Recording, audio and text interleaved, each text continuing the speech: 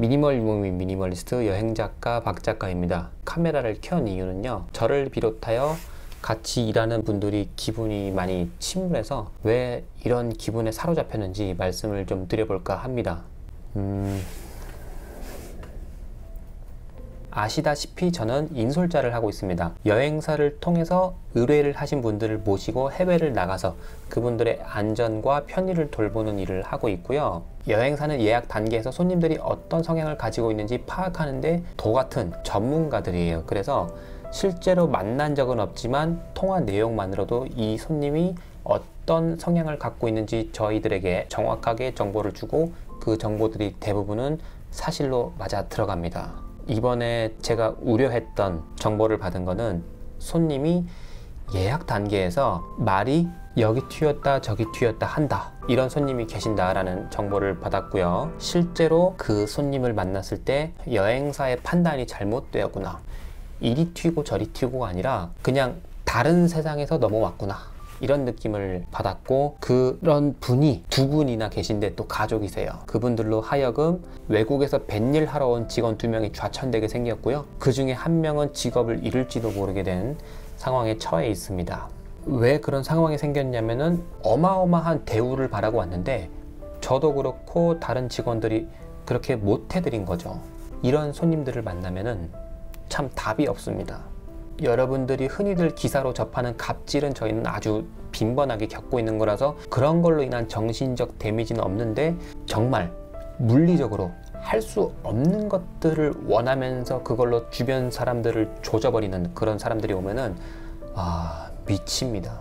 오늘 있었던 일을 간략하게 말씀드리면, 여기 손님은 식사할 때 원하시는 데 앉으세요라 그랬는데 여기 손님은 자리를 지정을 해줍니다. 그런데 여기가 봤을 때 여기는 대우를 받은 것 같고 이분들은 인종차별을 받은 것 같다라는 주장을 펼치기 시작합니다. 이야기를 제가 듣다가 에이 그럴 리가 없지요 라면서 손님에게 반감을 사는 이야기를 하면 안 되니까 일단 이야기를 듣는데, 듣다가 이야기하는 사람이 흥분을 하고 저는 진정한 상태로 이야기를 듣고, 제가 잘못한 건 아니지만 일단은 사과를 해야 됩니다. 그렇지 않으면 이게 끝나지가 않아요. 그렇게 진정을 시켜도 한 번 화가 난 사람은 자기 맘에 안 들기 때문에 다 들쑤시고 다니면서 본인의 화풀이를 해서 많은 사람들이 고통을 받았죠.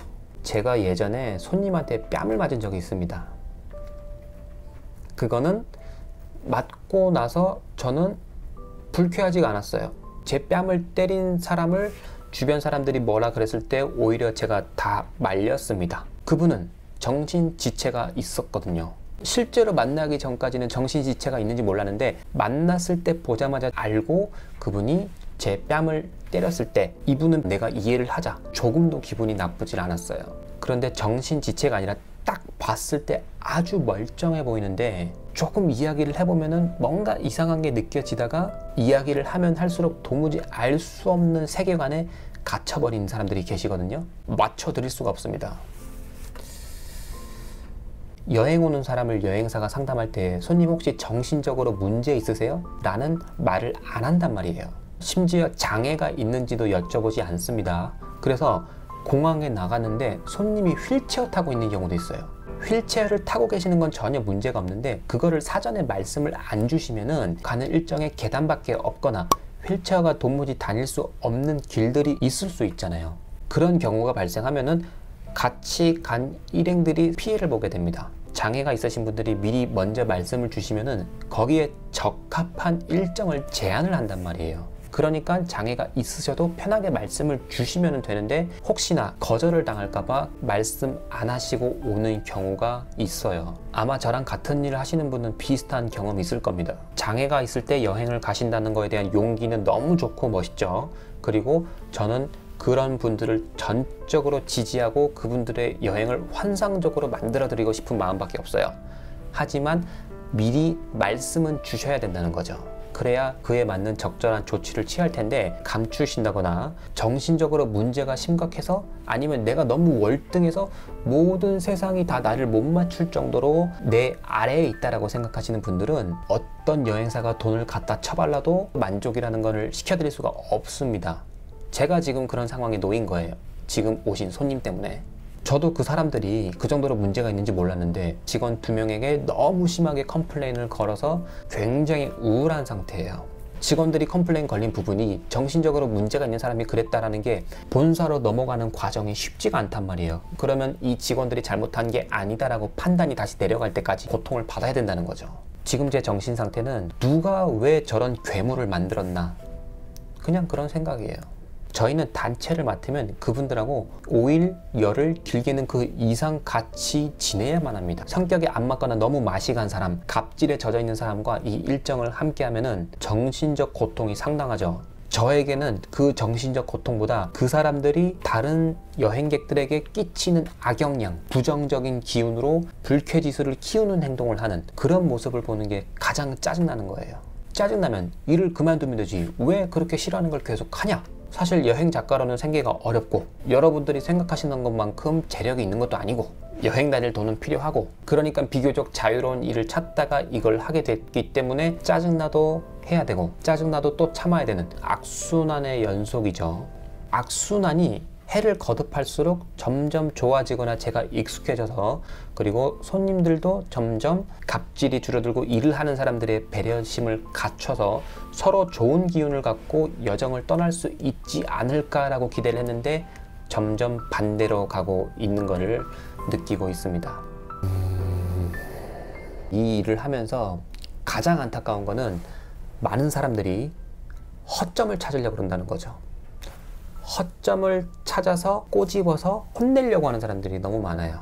저 같으면 허점이 보이면 그거를 지혜롭게 같이 메꿔주면은 조금 더 원활하고 좋은 여행이 될 텐데 허점만 드러나면 그거를 파고 들어서 거기다가 소금을 뿌립니다.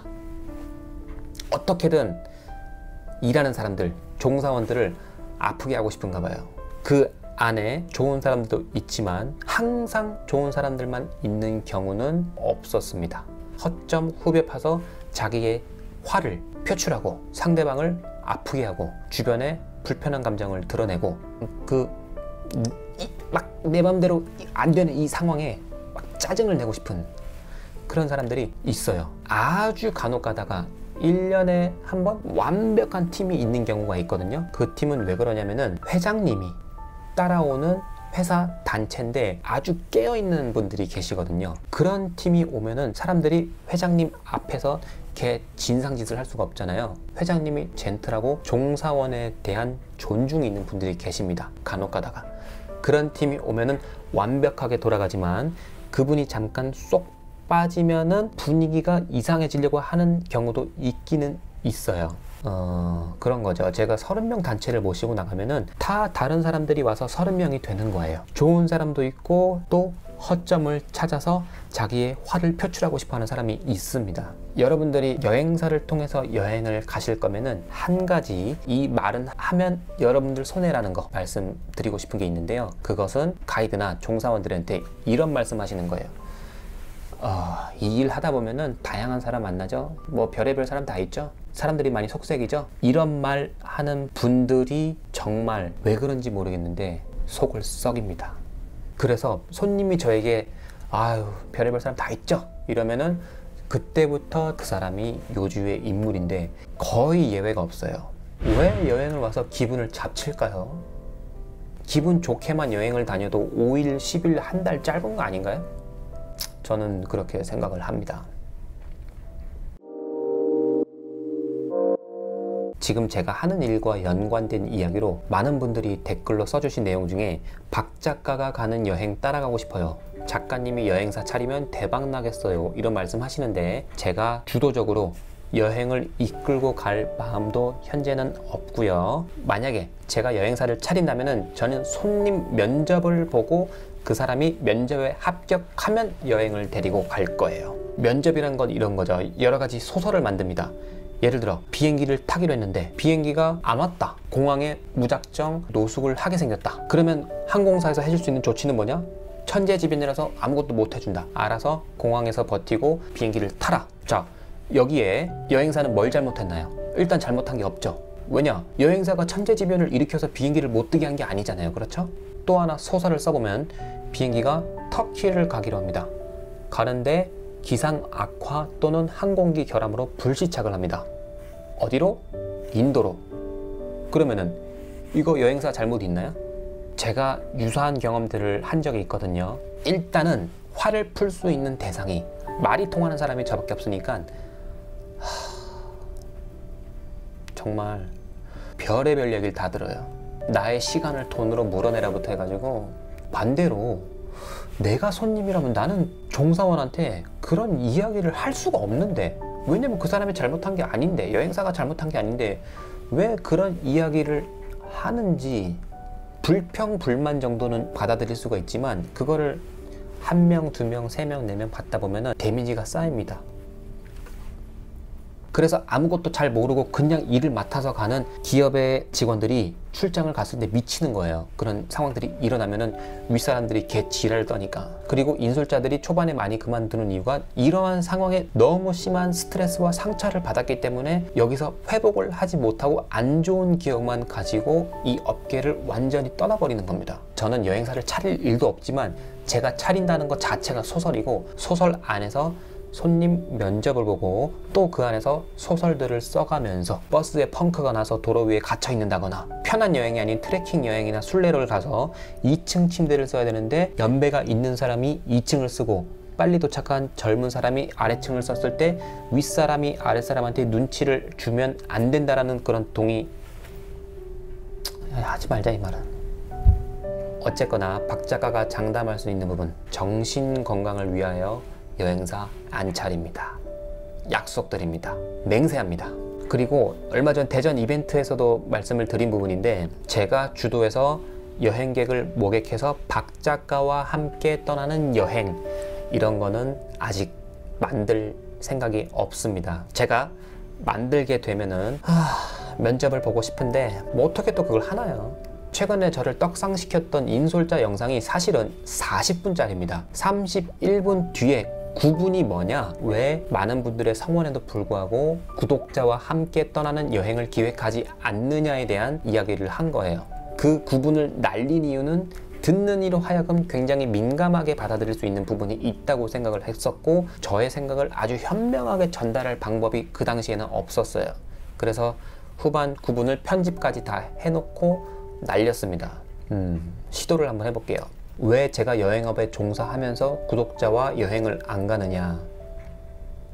모두들 너무 좋은 분들일 거고요. 모두의 좋은 부분을 좋은 기억으로만 간직하고 싶은 저의 욕심, 희망?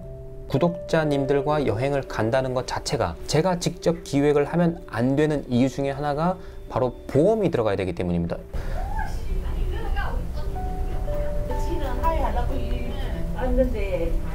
현지에서 무슨 일이 생겼을 때 우리가 각자 돈을 얼마 모아서 비행기 끊어서 갑시다 했을 때 무슨 일이 생기면은 제가 그거를 다 책임질 수 있는 능력이 안 돼요. 그렇게 불안한 상태로 여행을 떠나서는 절대 안 됩니다. 100% 안전할 거라는 확보는 없으니까 안심할 수 있는 장치들을 마련을 하고 떠나야 된단 말이에요. 거기서 비용들이 올라가는 거예요. 여행사가 껴서 우리가 여행을 가면은 여러분들이 내는 금액에 저의 인건비라는 게 있을 거란 말이에요. 인건비를 줬는데 날로 먹거나, 우리는 구독자지만 손님인데 짜증을 내네?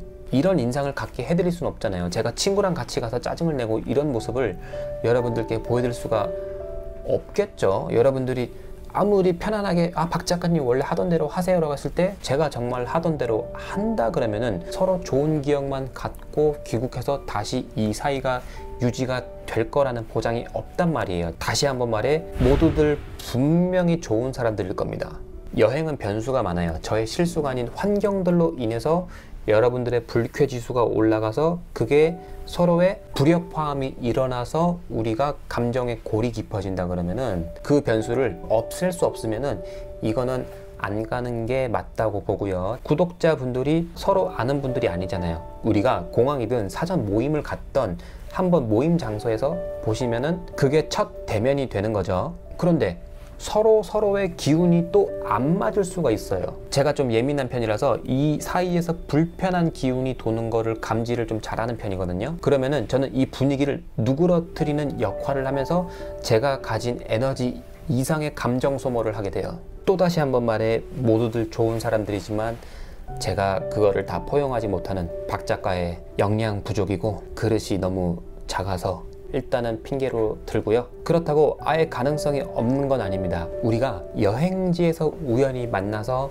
합석을 하게 되면은 그때는 얼마든지 친구가 될 수 있겠죠. 중간에 낀 것도 없고 현지에서 우연히 만난 여행자들이잖아요. 같은 계획을 가진 사람들도 아니고 내가 뭘 안내를 해야 할 의무도 없으니까 이럴 때는 친구 관계가 성립이 되는데, 제가 무언가를 주도해서 모시고 가면은 분명히 나는 박 작가한테 평화로운 나의 모습을 보여줄 수 있을 것 같은데 라고 생각을 하셔도 여러분이 문제가 아니라 상황과 환경이 급변해서 나의 이성이 본능 가까이 내려가면 내가 모르는 나의 안 좋은 부분이 드러날 수 있어요.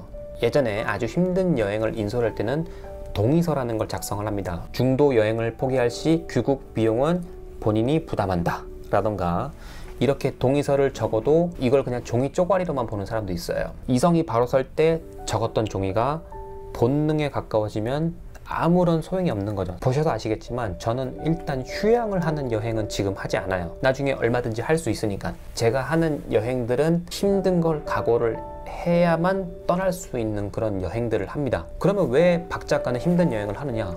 호기심이 그쪽으로 발동하기 때문이에요. 그리고 지금은 그 호기심을 해결할 수 있을 만큼의 나의 체력과 경비를 감당할 수 있는 부분이 있어서 그런 여행이 훨씬 재밌고 좋습니다. 예를 들어 여행 하나 계획하세요 그러면 제가 지금 뭘 계획할까요? 대만 걸으러 가겠죠? 대만을 걸어서 책을 썼고 걷는 거에 매력을 많이 느끼고 있어서 그래요. 그러한 박 작가와 뜻이 맞아서 갔던 사람들도 어느 순간에는 얼굴이 다 변합니다. 되게 이상하게 들릴지 모르겠는데 사람이 신체의 리듬, 바이오 리듬이 있잖아요. 저도 멘탈을 관리하려고 하지만 저도 이렇게 내려갈 때 있습니다. 그러면은 1번부터 10번의 사람이 있다. 똑같은 바이오 리듬이 아니잖아요. 1번은 여기 이렇게 내려왔을 때 2번은 올라와 있을 수도 있고 리듬이 안 맞단 말이에요. 일자인 사람은 저는 일단은 본 적이 없고 어쨌거나 모두들 감정 기복은 있는 것 같아요. 그래서 어른이 되었다고 해서 완벽해진 게 아니라는 생각을 하는 겁니다. 저는 남들 이렇게 갈 때 인솔자는 바이오 리듬을 이렇게 가요. 이렇게 가니까 이 참았던 기관들이 한순간에 무너지는 거예요. 그래서 번아웃 증후군이라든가 매너리즘, 우울증에 빠지기가 쉬운 거죠. 여러분들이 지금 제가 하는 말을 불편하게 받아들이시면 정말 죄송합니다. 오늘은 여기저기 제가 잘못한 것도 아닌 일로 사과 다니느라 기분이 좀 뒤숭숭했다기보다 이 이야기를 꺼낼 때가 왔구나 라는 생각이 들어서 카메라를 켜봤고요. 모두들 좋은 분들이라는 거 다시 한번 제가 믿어 의심치 않고 확신하고 있습니다. 지금 여러분이 영상으로 시청하시는 박 작가가 실제로 만나보면 정말 별거 없는 사람이고요. 생각하셨던 것보다 훨씬 착하고 예의 바르고 낮은 자세에 훌륭한 사람입니다. 그런데도 박 작가를 만나보고 싶어 하시는 분들이 계신 부분에 대해 정말 이 사람이 아무것도 아니라는 걸 직접 알려드리고 싶어서 유튜브로 번 수익의 일부를 만나는 활동에 쓰고 있거든요. 그런 식으로 서서히 거리를 좁혀나가는 활동은 하도록 하겠습니다. 저에게도 용기가 필요한 활동이지만 그냥 단순히 궁금해서 접근을 하시는 거에 대해 다가갈 수 있도록 앞으로도 계속 용기를 내보도록 하겠습니다. 인솔자입니다. 지금 이 영상은 아무런 설정이 없어요. 전부 즉흥적으로 찍고 있습니다. 내용 자체가 많이 무거워서 보시는 분들로 하여금 기분이 많이 다운되셨다면 죄송하고요. 이럴 때는 느리게 천천히 가도 괜찮아를 읽으면서 따스한 인간미를 느껴야 할 것 같습니다. 끝으로 저는 지금 전혀 우울하지 않습니다. 오히려 이런 말을 할 수 있는 창구가 생겨서 저의 이야기를 들어주시는 분들이 있다는 걸로 상당히 치유가 되고 만족하고 있는 상태입니다. 세상에 쉽게 돈 버는 사람 없다고 생각합니다. 모두가 본인이 하는 만큼의 가치를 인정받으면서 스트레스 안 받고 성취감 넘치는 멋진 경제활동 하시길 바랍니다. 미니멀하게